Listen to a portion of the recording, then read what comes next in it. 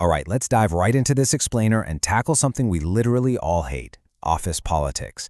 If you've ever worked in an organization of, well, almost any size, you know exactly what I'm talking about. You've definitely encountered those invisible, unspoken rules of the game. So today, we're putting on our data detective hats. We're going to decode a fascinating academic study that strips away all the emotion and stress of workplace politics and instead examines it as a measurable, predictable, and totally fixable phenomenon. So, is office politics inevitable? Honestly, it's a question we've all asked ourselves, especially when watching how pay and promotions actually get decided.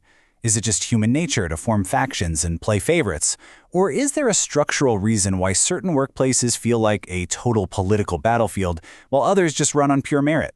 Well, let's turn to the data to find out. The study gives us this highly relatable definition, which really grounds us in the reality of what playing the game actually looks like.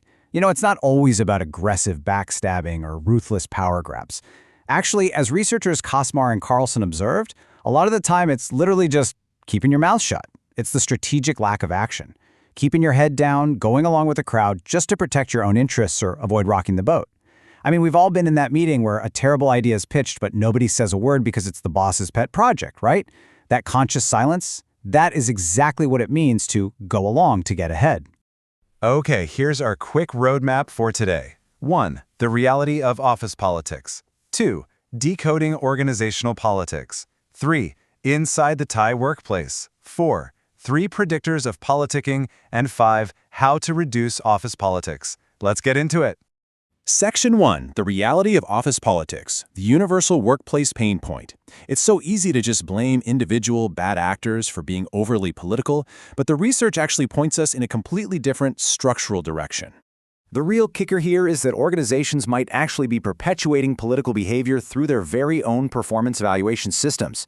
The researchers point out that supervisors naturally tend to like employees more and give them much higher ratings when those employees do a lot of ingratiating behaviors. You know, doing favors, bringing coffee, laughing a little too hard at the boss's terrible jokes. Even if decision makers aren't doing this consciously, the HR system effectively rewards the schmoozers and actively penalizes the quiet, heads-down hard workers who just don't play the game. Moving right along to Section 2, Decoding Organizational Politics, where we break down the POPs framework. Because to fix a problem like this, you first have to be able to quantify it in measurable terms. The researchers measure perceptions of organizational politics, or POPs for short, using 3 distinct structural pillars. Think about which of these you see the most in your own office. First, there's general political behavior, which is just people acting purely in their own self-interest. Second is that go-along-to-get-ahead mentality we just talked about, calculated inaction. And third, pay and promotion policies, which looks at how the organization officially or unofficially rewards political behavior. What's really fascinating about the Ferris model is how it visualizes this rigorous academic framework. It proves that politics is actually a symptom of specific environmental factors, not the root cause. It's like a giant chain reaction. Organizational influences like centralization, job factors like autonomy, and personal things like age all feed into how an employee perceives politics. And then, that perception directly drives real-world outcomes, job anxiety, job involvement, and whether someone just mentally checks out of the company entirely. Let's jump to Section 3, Inside the Thai workplace, a unique cultural context. To test this whole theoretical model, the researchers chose a really fascinating setting, taking this Western-developed framework and applying it somewhere totally different. The researchers collected detailed survey data from a very robust sample size of 445 human resource managers across Thailand. Now, this wasn't just a handful of college students. This was a massive survey of seasoned professionals who intimately know the inner workings, the secrets, and the flaws of corporate personnel management. I mean, they see exactly who gets promoted and why. Because of this unique cultural backdrop, they found something super interesting. The go-along-to-get-ahead component of politics was surprisingly high there. The study notes that Thai culture is highly collectivist. There's an expectation to conform to the group. Throw in a very strong cultural preference for conflict avoidance, and boom, it makes perfect sense why keeping quiet is seen as a highly effective survival strategy. It really forces us to ask ourselves, how much does our own company culture silently encourage us to just conform and avoid conflict? Section 4. 3 predictors of politicking. Uncovering the culprits. We've got the framework, we've got the data, now let's see what actually causes people to feel like they're trapped in a political game. The stepwise regression results brilliantly rank the top 3 factors that negatively relate to toxic politicking.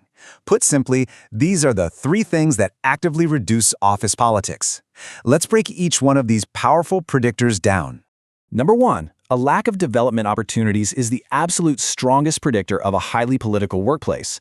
When employees feel stuck and can't advance based on actual skills, they logically assume that moving up means playing the political game. Think about the sheer frustration of being in a dead-end role while watching someone else get a fancy new title just because they played golf with the VP.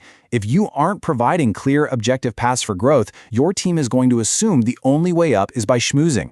Coming in second is LMX, or Leader-Member Exchange. Honestly, this just means having a good relationship with your boss. Employees with poor relationships with their managers tend to see way more political activity around them. If you don't trust your manager, every single decision they make looks like some shady political maneuver. But when that relationship is built on mutual trust, the workplace suddenly feels a lot more meritocratic. The quality of your direct manager is literally the lens through which you view the entire company. And third is tenure. The longer an employee stays, the less they perceive organizational politics. This is such a fascinating bit of human psychology. Newcomers walk in, and they are super sensitive to the political climate. It's total culture shock. But as the years go by, employees just normalize it. It becomes part of the furniture. The longer you stay in a highly political environment, the less you even notice the smoke. Finally, Section 5, How to Reduce Office Politics. Actionable Solutions for Leaders. Let's bring this all home and look at why this matters to you and how we can actually improve our workplaces. Notice the massive contrast between these two extremes. It promotes that giving employees real growth opportunities and strong management is the ultimate antidote to a toxic culture. A workplace with low growth and bad management is an absolute breeding ground for politics. People feel trapped, so they resort to underhanded tactics just to survive. On the flip side, an environment with rich developmental opportunities and high-quality leader-member exchange, it dramatically kills the need to play office politics at all. So if your company wants to cut the politics and build a healthier culture, here are the 3 evidence-based steps you absolutely must focus on. First, heavily invest in training managers to build high-quality, transparent relationships. Good management kills politics, period. Second, map out clear, objective paths for growth so people know how to advance based on merit. And third, because we know tenure affects perception, pay very close attention to your new hires. They are the most likely to be alienated by a political culture, so you have to set clear expectations right out of the gate.